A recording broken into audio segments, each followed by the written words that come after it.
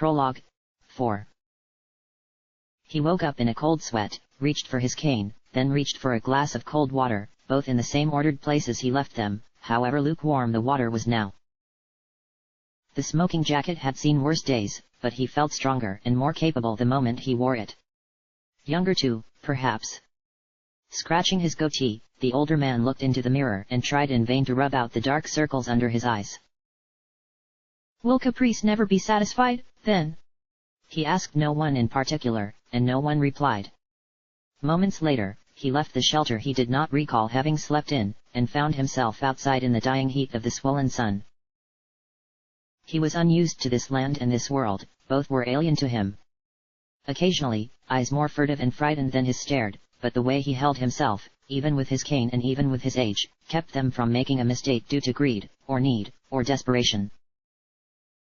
Up ahead, the blasted landscape gave way to a gigantic facility, one surrounded by a nebulous patchwork of tiny aluminum shell buildings. Both looked modern and well-made, as opposed to the shells that clung to life around him. It was obvious where he was supposed to go, and so, defying fate with a familiar scowl, he turned around. The two guards that had somehow materialized from the shadows weren't smiling. "Harumph! You couldn't have appeared at a worse time. I'd been hoping for an escort, you know. Well, then." Motioning forward, Leopold waited for the grim-faced security drones to move in link step. When they did not, he sighed and moved forward as they strode in pace with him. Up close, the building complex had clearly seen better days. Ruinous shelling had taken its toll, and the dents and scratches amongst the surface had only grown in number. Only a skeleton staff appeared to work amongst the surrounding prefab buildings, and the interior was completely empty. Indeed, at some point, the drones from before had disappeared into the ether from whence they came. Leopold scowled and muttered curses under his breath, curses that hung in the mildewed air unpleasantly. Leaning against the wall of the vast domed complex was a young man, who of course Leopold felt immediately jealous towards. He was of good stature and proportion, friendly, and professional. All the things he disliked, though of course, Leopold disliked most everything. "Hey there, friend. Looks like you're just in time, though. Wow, you're a bit old, aren't you? Like ancient, practically. And I'm no spring chicken myself." Grinning wryly, the host shrugged his shoulders. "Not that it's my problem. I'm just glad to be getting this over with, at this point. And since I know who our lucky last contestant is, I feel like between you and me, there's a special bond. Am I right?" Narrowing his eyes, Leopold nodded. "Why not? The last thing I need is someone telling me how special they are, and how special our mutually beneficial relationship is, so let's have just that. There's some sort of mysteriously advanced room around here, is there not? Let's just get to it." But the man with the wide smile was clearly enjoying himself even more than usual, and would have no such thing. "Oh, come on. Play along. Act wide-eyed. Enjoy yourself. It's no fun if you're going to be a cranky old man for the entire game. Come on. We'll go, but you'll pick some friends and it'll be fun." The transport, or upload, or portalization, or cataclysm, or whatever bizarre and unwieldy ideas this room had been stripped of all but 2 chambers. The rest had been transported themselves. Leopold had no idea where they might have been taken, nor no particular care. In front of him, a matrix of green light snapped to life, then flickered, waned, and died entirely. "Oh, whoops. Guess we're running low on backup power. Lemme. Just a second." His host retrieved a drawing from his pocket, crinkled and creased. Unfolding it, he placed it in front of Leopold, but not before hastily smudging out several names. However, the text that had abridged itself from the grids before had returned, marked down in black ink. "Am I right to assume that I have to pick 2 friends?" Leopold asked dryly, beginning to enjoy himself despite himself. He leered at the page as he waited for a response, lips curled into a thin smile. "Yeah, you kind of do. I mean, what'd the point be if it were just you on an island? Frankly speaking, that's been done and I would not be rooting for you. Not because I have anything against old people. It's more because you're unlikable and mean. Stating that with a cheerful grin, his host lay back in the uncomfortably wheeled-in chair that was 2 sizes too larger for him. The wheels had been taped on, but still worked well enough for him to waste time rolling around as Leopold steepled his fingers and thought. I want him. He pointed to a small, purple creature with a proud smirk and a pack full of documents, trinkets, and baubles. Oh, Mammon? He's pretty useless. I mean, between you and me.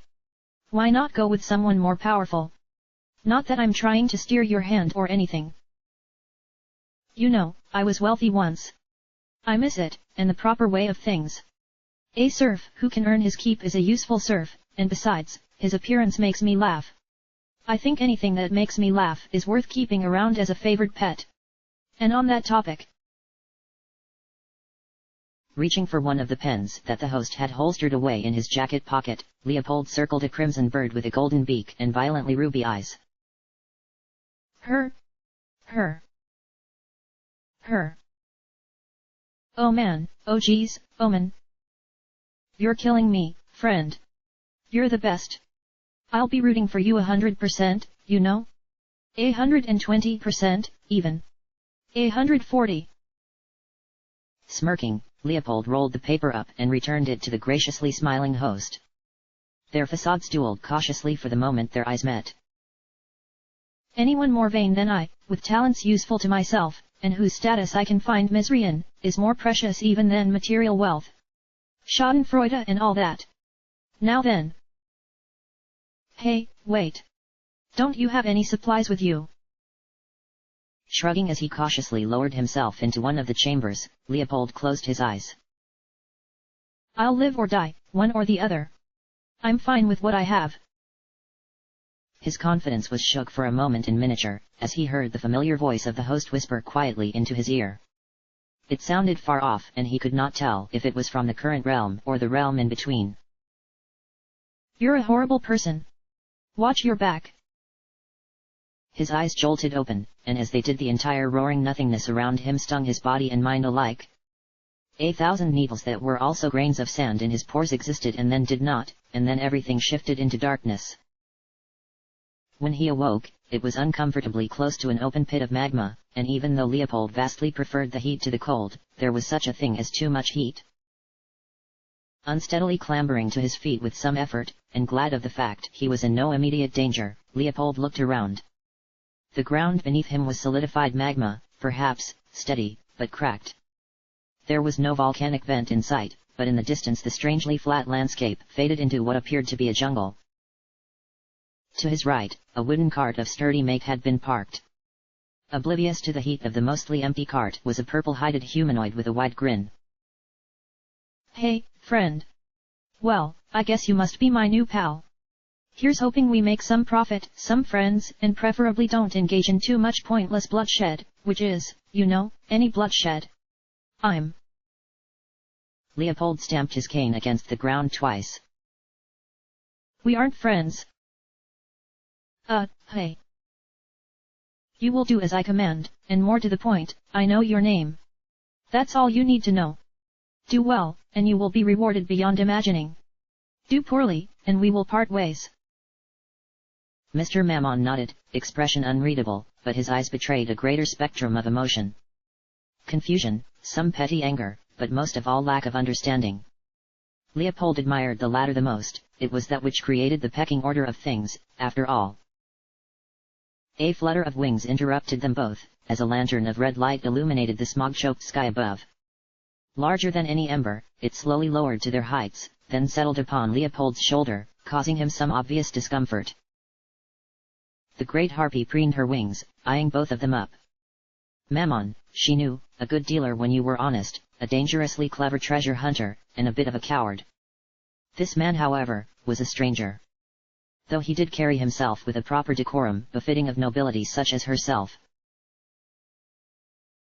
Caw. Hey there, Krim. So. Leopold. Leo, this is Crim Celino, even. She's pretty fiery, but she has a good heart. Right, Krim? Her lidded eyes shuddered twice, fixing the fidgety Mammon disdainfully. So I have been told by my lessers. I trust you are not one of them.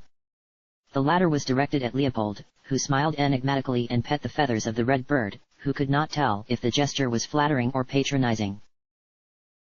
Most certainly not. I trust you heard my offer to Mammon, it extends to you as well. I know of your sorry condition, such a curse, for one once as beautiful as yourself. Crimsolino bristled, but said nothing. We'll have to see what can be done about that. First, however, this is hardly holdable and defensible land. Mr. Mammon, is there a forest or woodland nearby? Preferably not in that dreadfully verdant jungle. Mammon scratched the side of his head, and was about to reply when he realized that the old man in the smoking jacket had climbed into his cart. Well, you seem to have recalled the answer, this is the first of your duties. Let's be off. Not sure whether to laugh or sigh, Mammon pushed the cart across the flat and ash-stained land, while Crimsolino circled lazily overhead. And in the minds of the old man, the dreams of empire began to grow. Far outside the island, in the now completely abandoned complex, the host of all 4 competitors so far was alone. He had no need to smile or act friendly anymore, though he did so out of habit. Hours had passed, and still the last competitor had yet to show themselves. It wasn't really vital, but this sort of thing messed up his plans almost as much as that old guy. What a tool. Not that it mattered, these things had a way of resolving themselves. It almost made him feel better, right until he noticed the last message he'd received and couldn't tell if it were humorous or ridiculous. With nothing else to do but laugh, he did just that, and faded away in a maze of blue light. Chapter end.